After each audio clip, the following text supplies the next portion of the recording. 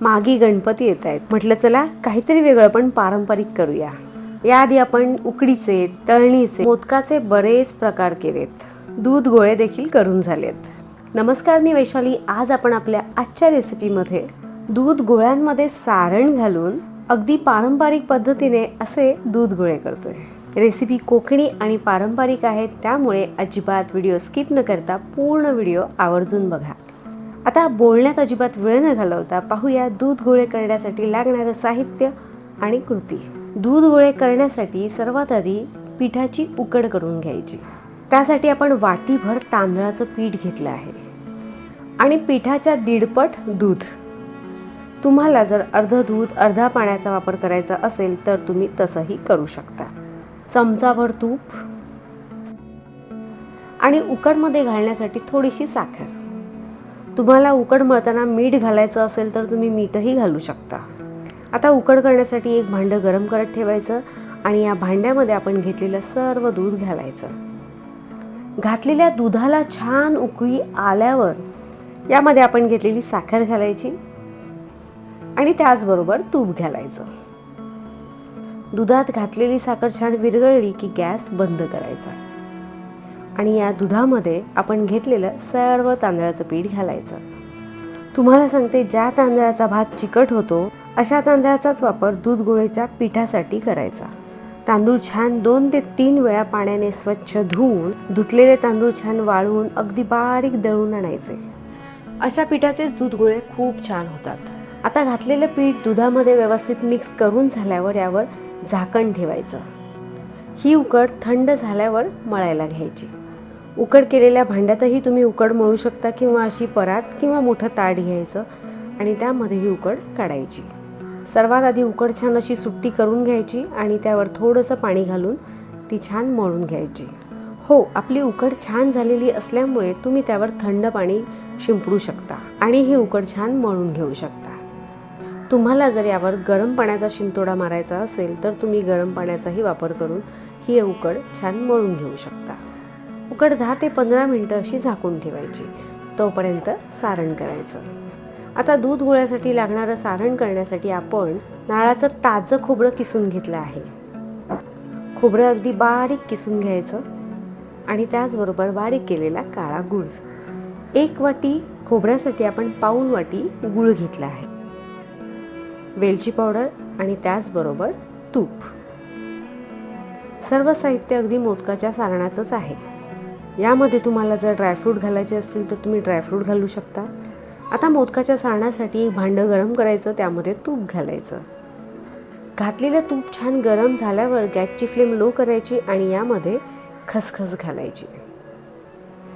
खसखस पटकन करपू नये म्हणून गॅसची फ्लेम लो करायची. तुपामध्ये खसखस छान परतून झाल्यावर यामध्ये आपण किसून घेतलेलं ओलं खोबरं घालायचं. आता हे ओलं खोबरं तूप आणि खसखसमध्ये व्यवस्थित मिक्स करून घ्यायचं. जास्त वेळ तुपामध्ये भाजत बसायचं नाही. खोबऱ्यानंतर आपण बारीक केलेला गूळ घालायचा. गूळ आपण काळा घेतला आहे. तुम्ही तुमच्याकडे असलेला कोणताही गूळ वापरू शकता.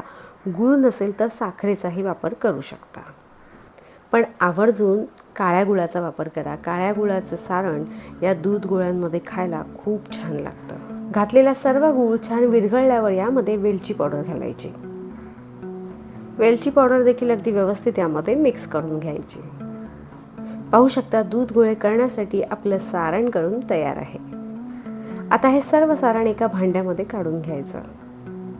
आता आपण सारण घालून जे दूध गोळे करणार आहोत ते दूध गोळे दुधात घालणार आहोत. त्यासाठी असं दूध गरम करत ठेवायचं आणि या दुधामध्ये चवीपुरती साखर घालायची. हे दूध छान आळवून घ्यायचं.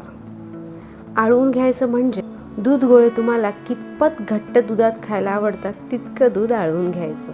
आता दूध गोळे करण्यासाठी उकड तयार आहे, सारण तयार आहे, दूध गरम करत ठेवलं आहे. मग आता दूध गोळे वाफवण्यासाठी एका बाजूला असं पाणी गरम करत ठेवायचं. पाहू शकता, आपल्या दूध गोळेचं पीठही छान आलेलं आहे. या पिठाचे तुम्हाला पाहिजे तितके लहान मोठे असे गोळे करून घ्यायचे. उकड छान झालेली असल्यामुळे आपल्या पिठाचे गोळे सुद्धा छान होतात.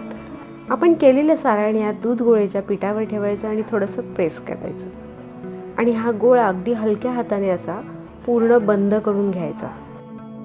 गोळा बंद करून झाल्यावर त्याला असा व्यवस्थित गोल आकार द्यायचा. ही स्टेप करत असताना अजिबात घाई करायची नाही, नाहीतर गोळ्यातून सारण बाहेर येऊ शकतं. आता याच पद्धतीने सर्व गोळ्यांमध्ये सारण भरून घ्यायचं.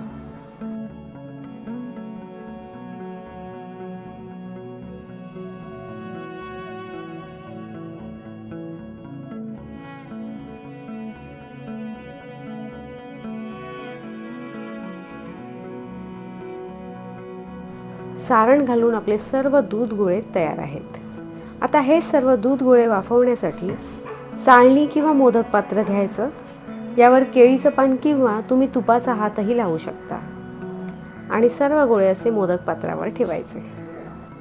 पाहिलं असेल, दूध गोळे वाफवण्यासाठी पाणी देखील छान गरम झालेलं आहे. आता जास्तीत जास्त 7 ते 8 मिनिटं हे दूध गोळे झाकण ठेवून छान वाफवून घ्यायचे. गॅसची फ्लेम मात्र मीडियम करायची. गरम करत ठेवलेलं दूधही आपल्याला पाहिजे तितकं आळलेलं आहे. यामध्ये वेलची पावडर घालायची. आता दूध गोळ्यांसाठी दूध तयार आहे. त्याचबरोबर आपले गोळे देखील छान वाफले आहेत. आहा, मस्त, पाहू शकता. हे असे गरम गरम दूध गोळे दुधात घालून खायला खूप छान लागतात. थोडे थंड करून घ्यायचे. पाहू शकता, हे दूध गोळे छान वाफले आहेत. दूध गोळे इतके छान सॉफ्ट वाफले आहेत की यांना बघून मला खाण्याचा मोह आवरत नाही. हो, हे दूध गोळे तुम्ही दुधात न घालता असेच देखील खाऊ शकता. अगदी मोदकाप्रमाणेच यावर तुपाची धार घालायची आणि हे दूध गोळे खायचे. दूध गोळ्यांची उकड मात्र मोदकाच्या उकडीपेक्षा थोडी जास्त सॉफ्ट असते. आहा, मस्त मऊ लुसलुशीत दूध गोळा तूप घालून खाण्यासाठी तयार आहे. दूध गोळा म्हणून तर आपण दुधामध्येच याची उकड केली आहे. हेच दूध गोळे जेव्हा आपण दुधामध्ये घालतो तेव्हा हे दूध गोळे खायला आणखी चवदार लागतात. आपण दूध गोळे छान वाफवलेले आहेत, त्यामुळे जेव्हा आपण हे गोळे दुधात घालतो तेव्हा दूध मात्र थोडंसं कोमट असावं. दूध थंड असेल तरीही चालेल. हां, जर तुम्हाला हे दूध गोळे वाफवायचे नसतील तर तुम्ही सारण घालून वळलेले दूध गोळे उकळत्या दुधातही सोडू शकता. मात्र तसं केल्यामुळे काय होतं, दूध गोळे चिकट होतात. त्यामुळे खाताना देखील ते हाताला चिकटतात. पण जर तुम्हाला तसे दूध गोळे करायचे असतील तर काय करायचं, दुधाची उकड ही जास्त सॉफ्ट करायची नाही. पाहू शकता, आपले दूध गोळे करून खाण्यासाठी तयार आहेत. असे दूध गोळे करून तुम्ही जर बाप्पाला नैवेद्य दाखवलात तर बाप्पाही खुश होतील. हो, मात्र हे दूध गोळे खाताना गरम गरमच खायचे. गोळे वाफवताना ह्या दूध गोळ्यांवर केशर लावलं आणि हे गोळे वाफवले तर काय होतं, या केशरचा अर्क देखील या दूध गोळ्यांवर अप्रतिम उतरतो. मग तुम्हाला मोदक वळता येत नाही, आवर्जून करा की असे दूध गोळे. तुम्हीही खुश आणि बाप्पाही खुश. बरं, बोलता बोलता वेळ झाली आता निरोपाची. तुम्हाला जर आपली आजची रेसिपी आवडली असेल तर आपल्या रेसिपीला लाईक करा, शेअर करा आणि त्याचबरोबर सबस्क्राईब करा. बेलचं बटनही दाबा आणि प्रत्येक येणाऱ्या नवीन रेसिपीला हाईप करा.